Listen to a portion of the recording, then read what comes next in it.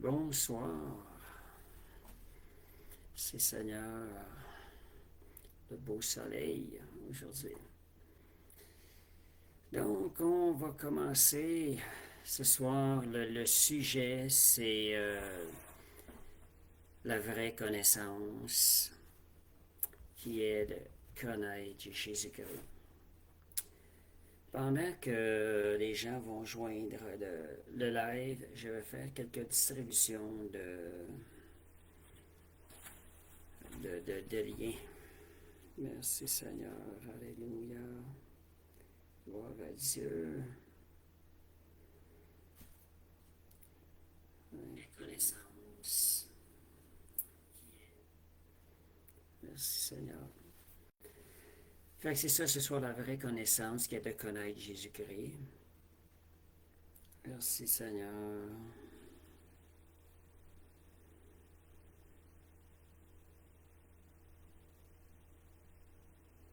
Oh oh.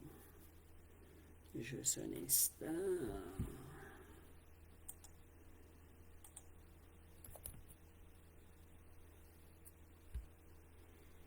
Les liens.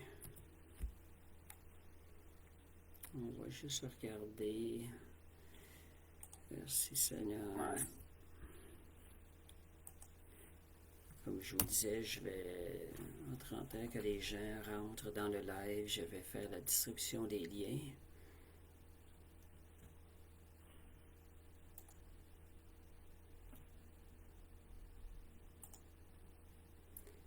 Merci mon Dieu. Alléluia. Seigneur, on te fait confiance. Merci pour la grâce.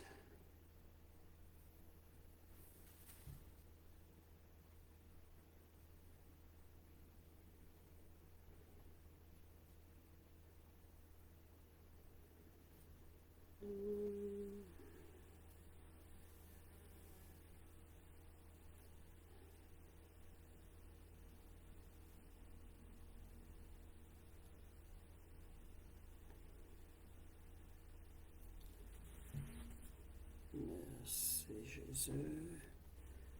Fait que je vois pas de commentaires.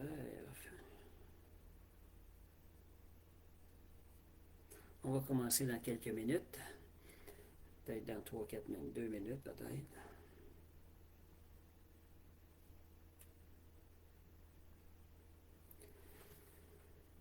Alléluia. Merci Seigneur.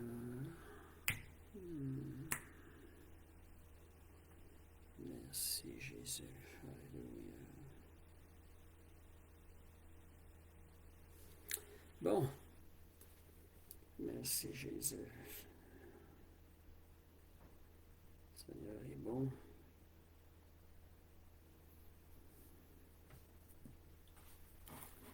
Voilà.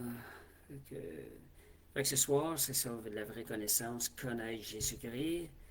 Je ne sais pas s'il y en a qui sont logués. Je ne vois pas nécessairement les commentaires ni les personnes qui sont là. Bonsoir Sandra. Merci Seigneur. Fait que bonsoir à tous ceux qui sont là et que je ne vois pas. Fait que le Seigneur est bon. Juste un instant. C'est beau. Il semble y avoir 4 personnes, mais je ne vois pas de commentaires. Donc, on va commencer. Donc, j'espère que votre semaine a bien commencé. Sinon, on va aller vers la victoire ce soir avec la parole de Dieu pour nous aider à s'aligner avec le Seigneur, avec sa parole. Merci Seigneur. Bonsoir Philippe. Bonsoir Nadia. Donc, c'est certain que moi, en préparant l'étude, je reçois des choses moi-même. C'est très intéressant de préparer des études de ce genre. Cet esprit nous donne une pensée, puis je pars avec ça, puis le Seigneur me donne de développer ça, et moi-même, j'apprends beaucoup. Fait que je vais vous transmettre ce que moi j'ai reçu, et c'est ça. Fait que un résumé aussi, c'est qu'on va parler de la vraie connaissance qui est connaître Jésus-Christ, mais aussi la recherche de la connaissance hors de Jésus-Christ est bien souvent une distraction qui est envoyée par l'ennemi. Bonsoir, Michel. Et c'est un peu le sujet de l'étude de ce soir, voir les bons et les mauvais côtés de la connaissance qui est hors Jésus-Christ. C'est pas nécessairement toute de la mauvaise connaissance, mais bien souvent, c'est une source de distraction parce que ça nous éloigne de la connaissance de Jésus-Christ. En Jésus-Christ, on va voir des versets. En Jésus-Christ, nous pouvons avoir tout ce qui est nécessaire au niveau de la connaissance. Donc, aussi, beaucoup de gens pensent qu'en ayant de la connaissance, plus de connaissances, s'il en acquiert plus, pensez qu'il est dans le monde, là. La personne va être plus mature, elle va être plus intelligente. C'est pas tout à fait vrai. Si on fait rien avec la connaissance, ben, ça donne rien, là. C'est la vraie maturité. Donc, beaucoup de gens pensent qu'ils vont être de plus en plus matures, mais la vraie maturité, elle va plutôt se former dans notre capacité à dire non à des connaissances éphémères qui ne nous sont pas nécessaires pour nous en tant que croyants. La connaissance sans le besoin et la possibilité de la mettre en pratique, elle ne servira à rien. Elle va plutôt produire un genre de fruit qui n'est pas nécessairement bon du côté spirituel. Elle peut produire un fruit qui est l'orgueil dans le cœur de l'homme. Ça peut l'éloigner de l'homme. La parole nous donne, 1 Corinthiens 8:1 nous mentionne cela. La connaissance, elle enfle. Donc, quand on parle enflé, on parle d'orgueil. La personne, son moi grandit, s'enfle en quelque sorte. Genèse 2, versets 16 à 17.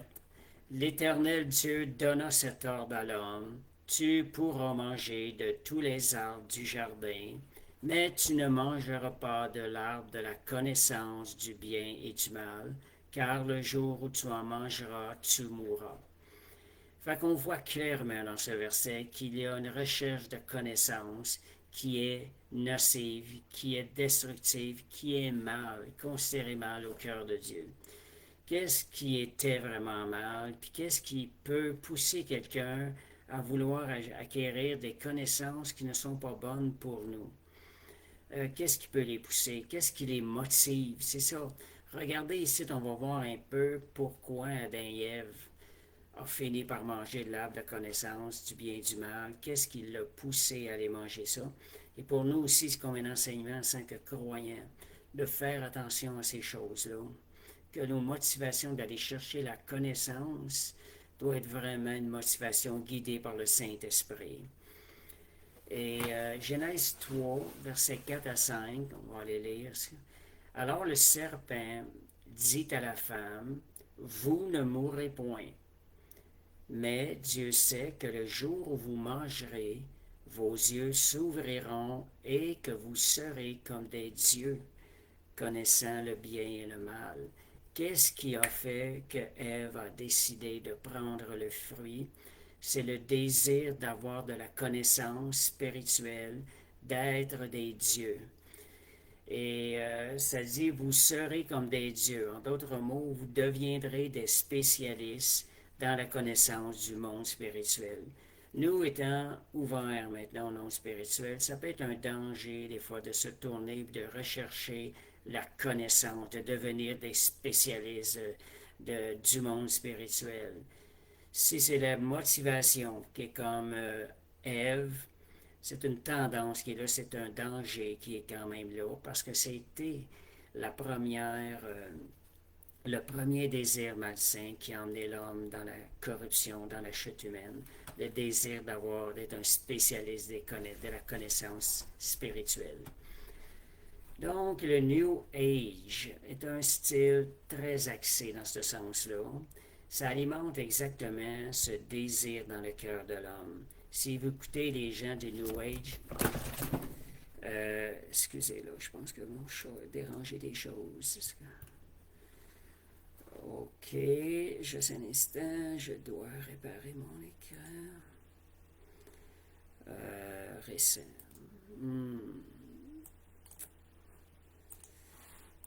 instant, là, je suis en train de retrouver mon écran. OK, c'est bon, j'ai retrouvé. OK. Fait que c'est ça le danger. C'est ça le danger. Le New Age alimente exactement ce genre de désir qui a emmené l'homme dans la chute, dans la corruption de l'humanité.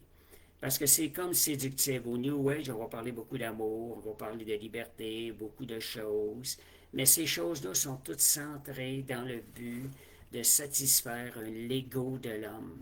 L'homme n'a pas été créé pour vivre seul indépendamment de Dieu. L'homme a été créé pour justement marcher en communion, en relation avec Dieu. Nous sommes Dieu avec Dieu, des petits dieux, mais nous sommes rien sans Dieu. C'est ça la différence. Le New Age vont nous dire que nous sommes des dieux, mais sans Dieu, nous sommes rien. C'est la séduction du New Age. Elle construit un moi, un Dieu spirituel. Donc, ils ont voulu, Adam et Ève ont voulu ce qui est mal, ont voulu être leur propre autorité, pas besoin que quelqu'un nous dise quoi faire. Puis, tout finalement, ce qui était mal, c'est un acte de désobéissance envers Dieu, parce que Dieu avait dit, vous ne mangerez pas de cet arbre-là. Dieu connaissait les conséquences de cet arbre-là. Il voulait le bien d'eux, mais l'homme étant créé avec une nature, avec un choix, le libre choix, le libre arbitre. Et c'est sûr qu'il y a un libre arbitre, ça devient qu'il y a un choix entre différentes choses, un choix entre le bien et le mal. Donc, là où Adam, petite remarque, là où Adam a désobéi dans un jardin, le jardin d'Éden, Jésus, lui, a rétabli l'obéissance dans un jardin, le jardin de Gethsémani. Il y a des gens, j'ai entendu dire même, qui disent que l'endroit où avait lieu le sacrifice, c'était l'endroit où ce que Adam avait déjà été dans les premiers temps. Je ne suis pas certain, mais c'est des choses. Mais là, on parle de jardin. Fait que le jardin, c'est quand même réciproque un peu que Jésus a rétabli, non pas ma volonté, mais la tienne, dans le jardin de Gethsémani. Donc, le résultat de la désobéissance d'Adam et d'Ève, c'était qu'ils ont perdu leur communion avec Dieu. Vous voyez, ça c'est centré. Là, on parle de connaissance, puis je vais vous parler de communion avec Dieu. La bonne et la vraie connaissance, elle va plutôt construire en nous la dépendance envers Christ. Si la connaissance ne construit pas en nous une dépendance envers Christ, c'est fort probablement une distraction dans notre vie qui va venir nous éloigner de la chose la plus importante, notre relation avec Dieu. Donc, la raison, le but pour lequel nous avons été créés, c'est d'être en relation avec Dieu, Dieu avec nous, puis Dieu en nous. Donc, la mauvaise connaissance, elle va vous faire perdre votre relation intime avec Dieu, tandis que la bonne connaissance va plutôt approfondir. Elle va vous pousser à aller dans une relation plus intime avec Dieu. Il est plus difficile pour des personnes qui deviennent chrétiens et qui sortent du New Age d'apprendre à dépendre de Christ. C'est certain parce qu'il y a quelque chose qui a été entretenu dans le sens de nourrir l'ego. Et ils doivent réaliser que leur formation dans cette connaissance du monde spirituel n'a pas été pure selon Dieu. Donc, c'est quelque chose qu'ils doivent apprendre, comme tout chrétien, avec d'autres choses. Ce sont des points qu'il va falloir apprendre à renoncer. Renoncer à ce désir qui les poussait à avoir plus de connaissances avant de pouvoir être capable de grandir dans la vraie connaissance de Christ. Puis je parle bien ici de grandir. Parce que la croissance, elle ne se fait que par la croissance spirituelle, ne se fait que par la connaissance de Jésus-Christ. Donc, la vraie connaissance, c'est connaître Jésus-Christ, c'est connaître Dieu. Parce qu'on a Dieu le Père, Dieu le Fils et le Saint-Esprit, à travers lesquels nous pouvons entretenir une communion, une relation personnelle. Jean 17, 3. Je vais vous emmener beaucoup de versets ce soir. Il y a plein de versets qui nous démontrent ça. J'ai été surpris par la multitude de versets qui nous poussent en nous disant que le but principal du croyant, c'est de rechercher à connaître Christ dans une relation. Jean 17, verset 3, ça dit « Or, la vie éternelle, la vie que nous avons reçue en Jésus-Christ, c'est qu'ils te connaissent, toi, le seul vrai Dieu, et celui que tu as envoyé, Jésus-Christ. Donc, vous voyez que connaître Dieu et Jésus-Christ, c'est le cœur même de la vie éternelle. Et j'ajoute aussi que le Saint-Esprit est celui qui nous met en relation avec Dieu le Père et le Saint et Dieu le Fils. Philippiens 3, 8, 10. Si on regarde Paul, ce que Paul poursuivait aussi, Paul disait, et même je regarde toute chose comme une perte. Paul avait de la connaissance. Paul avait appris des Écritures côté un des meilleurs enseignants de l'époque, un des meilleurs scribes de l'époque. Mais Paul, il dit, je regarde même ces choses-là comme une perte à cause de l'excellence de la connaissance de Jésus-Christ, mon Seigneur. Puis, un peu plus loin, il se dit, pour lequel j'ai renoncé à tout. Et je les regarde comme de la boue afin de gagner Christ. Paul avait été enseigné par un des scribes les meilleurs dans le temps sur l'Ancien Testament. Et Paul, connaissant, ayant été reçu la révélation de la grandeur, de connaître Christ, a regardé maintenant tout ce qu'il avait appris dans l'Ancien Testament à travers le scribe comme de la boue pour pouvoir se concentrer sur connaître Christ. Et ça dit un peu plus loin, afin de gagner Christ, afin de connaître Christ, la puissance de sa résurrection et la communion de ses souffrances en devenant conforme à lui dans sa mort. Donc Paul a dû renoncer à toutes ces choses-là et il a considéré connaître Christ comme étant le plus grand trésor. Et dans sa vie, ça me rappelait un verset là, que Jésus, une parabole que Jésus avait laissée, c'est Matthieu 4, Matthieu 13, 44. Si vous voulez avoir une image de ce que ça représente connaître Christ et quoi faire avec ça, Matthieu 13, 44, ça dit, le royaume des cieux est encore semblable à un trésor caché dans un champ. L'homme qui l'a trouvé le cache et dans sa joie, il va vendre tout ce qu'il a et il achète son champ. Et il vend tout ce qu'il a pour acheter le champ dans lequel, pour posséder le trésor. Donc, le trésor, ça représente la relation, la communion avec Dieu, de connaître Christ à travers ça. C'est la chose la plus précieuse au monde. Connaître Christ et la puissance de sa résurrection. Et j'espère que ce soir, vous allez pousser à avoir un désir plus grand pour connaître Christ. Comme Paul dit, la puissance de sa résurrection. Tout ce qu'il nous a acquis à la croix par la résurrection. Et le trésor, le royaume des cieux est encore semblable à un trésor, c'est ça. L'achat et l'achat, l'achat et l'achat et l'achat.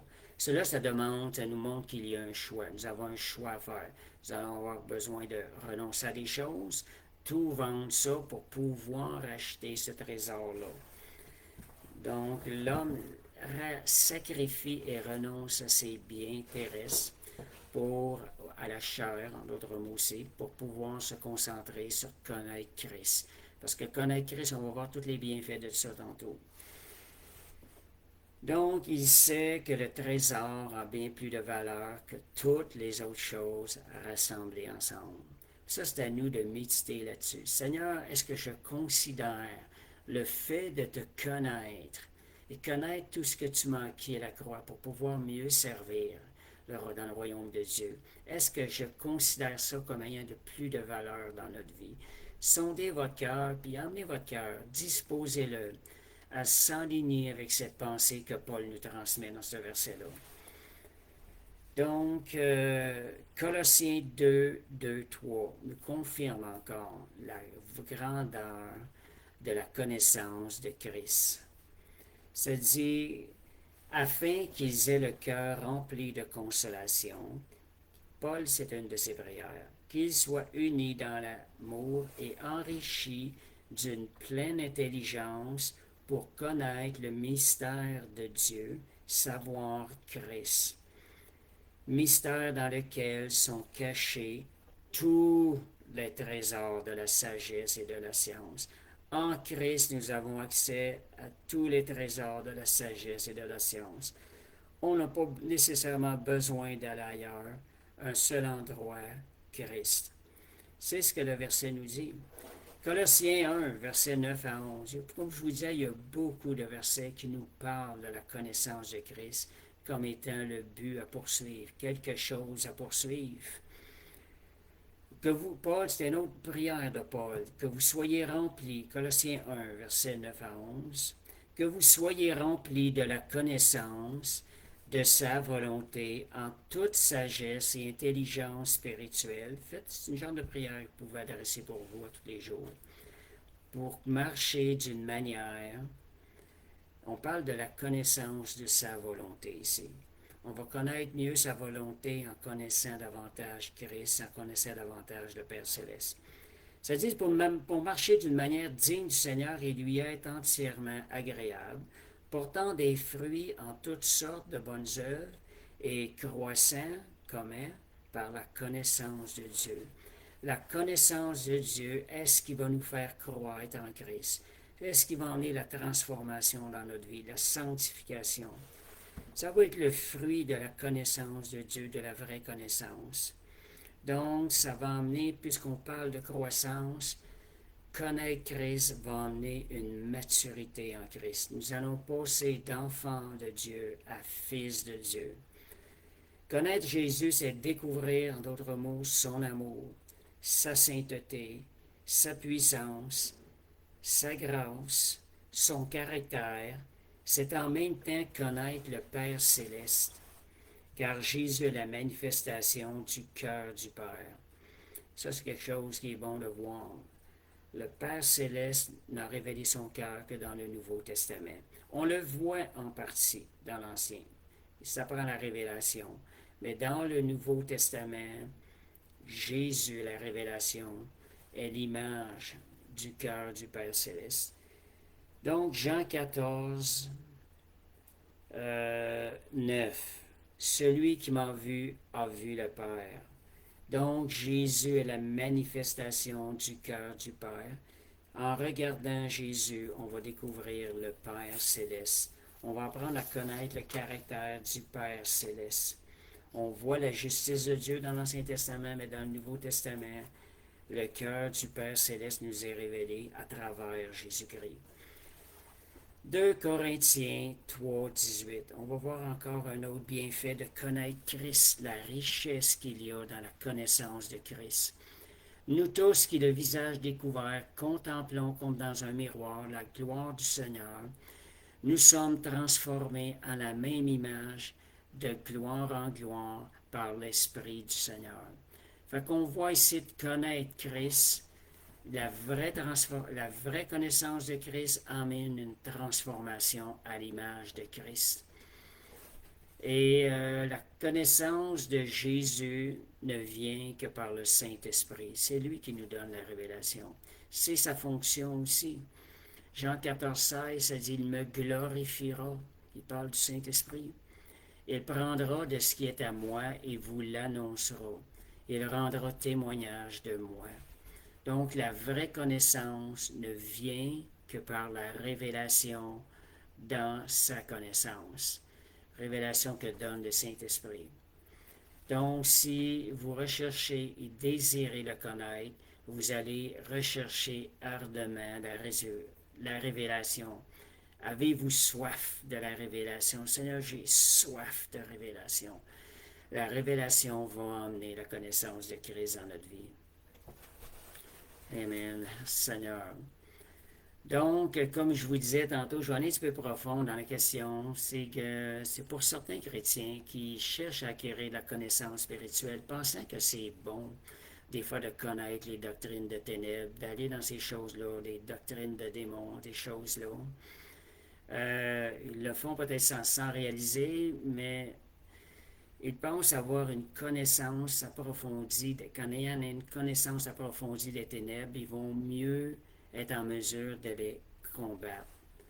La parole de Dieu nous dit clairement non.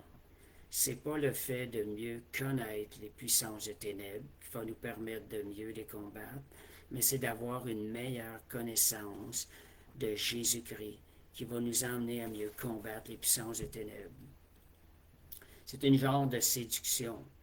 Donc, la victoire dans le combat spirituel, elle s'acquiert en combattant avec les armes de Dieu. Donc, nous, on en comprend, c'est quoi les armes que Dieu m'a données pour combattre.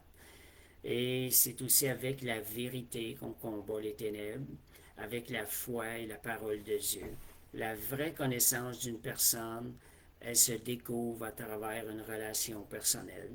Vous pouvez connaître quelqu'un à travers un livre, quelqu'un qui fait pas une échographie, là, mais de son livre, l'histoire de sa vie à travers son livre. On a des livres qui nous donnent la biographie de certaines personnes. Certaines personnes écrivent des livres en donnant leur biographie, le récit de leur vie. Mais la meilleure façon de les connaître, c'est lorsqu'on va être parlé devant eux face à face. Je ne sais pas si vous avez déjà vécu ça, parler à distance à des gens et tout, puis à un moment donné, quand vous l'avez devant vous, c'est tout autre chose. L'atmosphère est différente. C'est la même chose, c'est dans la relation avec Jésus-Christ seulement qu'on va apprendre à le connaître. C'est pas seulement en lisant la parole. Parfois, en lisant la parole, le Saint-Esprit nous donne la révélation. Oui, dans ce cas, c'est correct. Mais la parole sans l'Esprit ne donnera pas la vraie connaissance de Jésus-Christ. C'est là l'importance de demander, Seigneur, donne-moi la révélation, Seigneur, de ce que je suis en train de lire dans la parole. Donc, la foi aussi, comme je vous disais, c'est pas par l'intelligence humaine qu'on va comprendre, ni par le raisonnement. Beaucoup de gens vont étudier la Bible et ne connaissent pas Jésus-Christ. Donc, c'est vraiment par la révélation seulement qu'on peut connaître Jésus-Christ. Puis la Bible a dit, la foi vient de ce qu'on entend. En d'autres mots, la foi vient aussi de ce qu'on lit, de ce qu'on s'informe aussi. C'est la même chose. Puis donc, qu'est-ce qu'on fait? Qu'est-ce qu'on est en train de s'informer? Où allons-nous chercher de l'information? Est-ce qu'on va chercher de l'information du côté des ténèbres? Il va y avoir un fruit selon l'information, parce qu'il y a une influence des ténèbres. Et si on se tient dans la parole de Dieu, il y a une influence par le Saint-Esprit qui nous donne le bon enseignement. Donc, c'est quelque chose à faire attention aussi. Et parce que pendant que vous utilisez votre temps à aller chercher cette connaissance-là, une connaissance qui est intellectuelle, vous utilisez ce temps-là qui devrait être à aller chercher la connaissance de Jésus-Christ dans une relation personnelle, du temps si précieux qu'on devrait consacrer à chercher à connaître Jésus-Christ par la révélation du Saint-Esprit et à travers une relation intime envers Dieu. Donc, la curiosité envers les cultes des ténèbres, je dirais que c'est diabolique. C'est un piège de l'ennemi. Il faut faire attention à ça. Donc, il faut faire attention de ne pas s'en faire un objet d'intérêt, de chercher à connaître les doctrines des cultes des ténèbres. Et 1 Corinthiens 2.2 nous enseigne aussi à ce niveau-là, ce que je viens de dire, nous confirme ces choses-là, car je n'ai pas eu la pensée de savoir parmi vous autre chose que Jésus-Christ et Jésus-Christ crucifié. Il y avait des doctrines de ténèbres, il y avait des adorations de faux dieux, mais Paul était concentré de connaître Christ. Christ te montre comment combattre les puissances de ténèbres lorsque tu auras les affronter. Ça ne veut pas dire qu'on ferme les yeux quand on les voit, mais lorsqu'on a les affrontés, on les affronte avec la connaissance que Christ nous donne. Donc, je vais aussi faire un petit parallèle par rapport à ça qui m'est venu à l'idée pendant que je préparais l'étude. La question des fois de s'informer, des choses de ténèbres. Je vois un parallèle avec les réseaux sociaux. C'est très, je m'en geste encore même, je trouve ça plus dangereux encore. Parce que ça laisse une influence qui paraît bonne, mais qui ne l'est pas. Est-ce qu'on se nourrit de la parole de Dieu, de la vérité à travers les réseaux sociaux? Je vous dirais que très, très rarement, dans ce que je vois.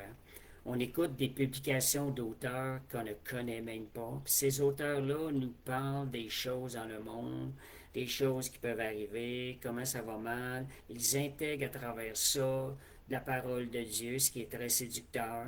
Mais au bout de la ligne, le fruit que ça produit, On nourrit nos pensées de choses négatives du monde. Ce sont des choses de ténèbres. Ce qui veut dire que le fruit au bout de la ligne n'est pas bon. C'est pas ça qui va nous faire croître dans le royaume de Dieu, qui va nous faire grandir à l'image de Jésus. Donc, ce qui peut en arriver en résulter, la foi va baisser, le doute va rentrer, la peur va prendre plus de place. Ce sont tous des fruits qui proviennent du ténèbre. La majorité, je vous dirais, dans les réseaux sociaux, des publications, il y en a de toutes les sortes, là.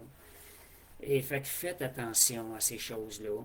Si vous voulez aller dans les réseaux sociaux, assurez-vous d'écouter des enseignements, des choses, des exhortations qui proviennent des hommes de Dieu qui ont été éprouvés, qui marchent dans la vérité. Marchez de façon safe, parce qu'on entend une influence. La foi vient de ce qu'on entend vient de la parole de Dieu. Ça veut dire autant lorsqu'on écoute la parole de Dieu, qu'on lit la parole de Dieu, il y a une édification qui se fait à l'intérieur. Mais de la même chose, lorsqu'on entend des paroles de ténèbres, il y a quelque chose de ténèbres qui nous influence sans qu'on s'en rende nécessairement compte. Donc, et ça dit Jean 8,32, la vérité. Donc, ce n'est pas de connaître, ok, ce que je disais ici, ce n'est pas de connaître les choses du monde qui va mieux nous préparer au retour de Jésus-Christ, mais plutôt à travers la relation qu'on va avoir avec lui, il va y avoir une assurance qui va être construite avec nous. Dieu va nous rassurer que nous sommes avec lui. Donc, Jésus est le chemin, la vérité et la vie. Il est le chemin. Nul ne vient au Père que par moi, Jésus dit. En réalité, que par la connaissance de Jésus-Christ. Et Jean 8,32, ça dit, vous connaîtrez la vérité et la vérité vous affranchira. Donc, quand on veut de la lumière dans une salle, on allume la lumière et les ténèbres s'en vont automatiquement. C'est la même chose. Connaître Christ va chasser les ténèbres de notre vie. Donc, plus on va le connaître, plus les ténèbres vont se disperser parce qu'il va y avoir plus de lumière dans notre vie. C'est ce que la parole dit, la vérité vous rendra libre, vous affranchira, selon ce qui est écrit. Et Christ, qu'est-ce qui va arriver? Il va vous faire avancer dans la sanctification. Jean 17, en se tenant dans la parole de Dieu, ça dit, sanctifie-les par ta parole est la vérité. Puis je vous donne quelques versets, je termine bientôt. Je ne sais pas si vous pouvez écrire des choses que vous recevez ou des choses, des fois, que vous allez méditer là-dessus, que le Saint-Esprit vous aide dans ces choses-là. Vous pouvez écrire ces choses-là, des choses qui vous ont touché ou certaines lumières qui ont été apportées ce soir à travers l'enseignement. Vous pouvez le mentionner. Avant que je termine, parce que je termine très bientôt, 2 Pierre 3,18, ça dit, mais croissez. On parle de croissance. Une croissance, c'est qu'on marche vers la maturité. Est-ce que vous avez ce désir-là d'être mature en Christ? Croissez dans la grâce et dans la connaissance de notre Seigneur et Sauveur Jésus-Christ. Je vous dis le mot connaissance de Jésus, je n'ai pas sorti tous les versets, mais il y a plein de versets dans le Nouveau Testament qui nous parlent de la connaissance de Jésus-Christ, qui est comme le but de la vie chrétienne, qui est comme la raison qui vient nous purifier, nous sanctifier, qui vient nous transformer. Et donc, 2 Pierre 1, 2, 3, que la grâce et la paix vous soient multipliées par la connaissance de Dieu et de notre Seigneur Jésus-Christ. Voyez, la grâce vient à travers la connaissance de Christ et ça nous transforme.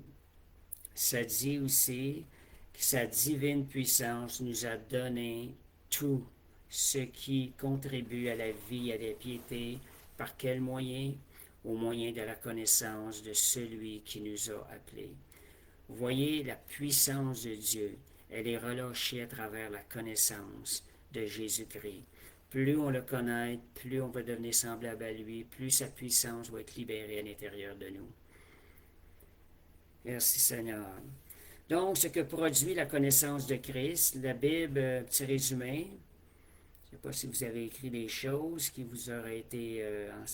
Ce que produit la connaissance de Christ, la Bible montre que connaître Christ produit la vie éternelle, la transformation du caractère, la puissance spirituelle, la grâce et la paix. On a vu ça dans les versets qu'on a vus tantôt. Et ça va produire la sagesse. Ça va produire un fruit spirituel, un bon fruit. Et ça va produire une stabilité dans la foi. Parce que la parole de Dieu va nous tenir en Christ. Plus nous allons connaître Christ, plus nous allons connaître la grandeur de sa grâce. Et nous allons être affermis dans la foi. Donc, pour clarifier, la connaissance de Christ n'est pas simplement une acquisition d'informations sur Jésus. C'est faux. Des fois, on peut penser ça au début de notre vie chrétienne. Ah, je vais connaître la parole, on cherche à avoir des informations sur Jésus. On oublie que le Saint-Esprit, on a besoin du Saint-Esprit pour nous donner une connaissance plus approfondie de Jésus. Donc, c'est une révélation, c'est une relation vivante, la vraie connaissance de Christ, qui transforme progressivement le croyant à l'image de Christ, et puis ça va le conduire aussi, ça va produire le fruit de l'obéissance dans notre vie, la sainteté, puis aussi l'amour de Dieu qui va devenir à l'intérieur de nous, qui va prendre place à l'intérieur de nous. Donc, si vous voulez grandir dans le Seigneur, c'est par la connaissance de Christ qu'est le chemin. Donc, et cela ne se fait qu'en développant une relation avec Jésus, avec le Père et avec le Saint-Esprit. N'oubliez jamais, beaucoup de gens semblent négliger la relation avec le Saint-Esprit. Je vous encourage à parler au Saint-Esprit, développer une relation avec le Saint-Esprit. Beaucoup d'hommes de Dieu ont vu la puissance de Dieu être relâchée lorsqu'ils ont découvert qu'être plus en communion avec le Saint-Esprit, la manifestation de la puissance de Dieu, elle est relâchée beaucoup plus librement. Fait que merci Seigneur, fait que merci pour ceux qui ont été là. Je ne sais pas si vous avez eu quelque chose qui vous a aidé, édifié ce soir. Fait que j'espère que oui. La parole de Dieu va toujours nous emmener à vouloir désirer davantage la volonté de Dieu. C'est là l'importance de s'entretenir avec la parole de Dieu et, comme je vous le disais, dans la connaissance, la vraie connaissance de Christ, qui se découvre par une relation personnelle avec Dieu. Fait que merci Seigneur, on va terminer la rencontre, puis grandir, maturité, mûr, c'est les résultats, c'est le fruit de connaître davantage Jésus-Christ. Merci Seigneur. Père, on te remercie, Seigneur Dieu, pour ta parole. Merci de nous réorienter dans notre vie chrétienne parfois. Parfois, on oublie ces choses-là, Seigneur. Mais ce soir, avec les versets, Seigneur, avec ta parole, Seigneur, on a pu voir l'importance, ce trésor si merveilleux, de s'enligner vers la connaissance de Jésus-Christ. Ce sont tous les trésors de la sagesse et de la connaissance qui sont révélés à travers la connaissance. Seigneur, rends-nous plus dépendants de toi. Rappelle-nous par le Saint-Esprit cette chose. Et Seigneur Dieu, que lorsqu'on s'approche de toi en prière, le désir de révélation, Seigneur, soit plus grand, Seigneur, et nous emmène à rechercher davantage une relation intime avec Jésus afin de le connaître et de connaître la puissance de sa résurrection. Père, je remercie, Père, que cette étude nous inspire davantage à marcher, à s'enligner dans cette direction de ta parole. Père, je te remercie au nom de Jésus. Amen. Merci Seigneur. Fait que je vais passer aux annonces. On a les mardis intercessions à 7 heures. S'il y en a qui veulent nous joindre, ça se fait à travers un groupe Messenger. On prie pour les besoins de l'Assemblée. On prie pour les besoins du gouvernement. On a une liste de prières, puis on a aussi des besoins personnels qu'on prie ensemble à la fin. Fait que je vous encourage, si vous voulez participer, de nous envoyer votre nom, puis on vous rajoutera votre compte Facebook. On pourra vous rajouter dans le groupe Messenger.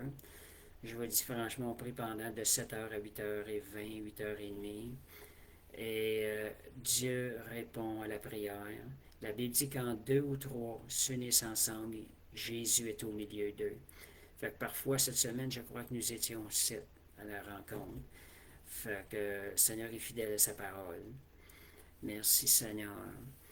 Et on a aussi les vendredis qui est le café biblique. Cette semaine, spécifiquement, il n'y aura pas de café biblique ce vendredi soir parce qu'il y a d'autres activités que l'Église a organisées.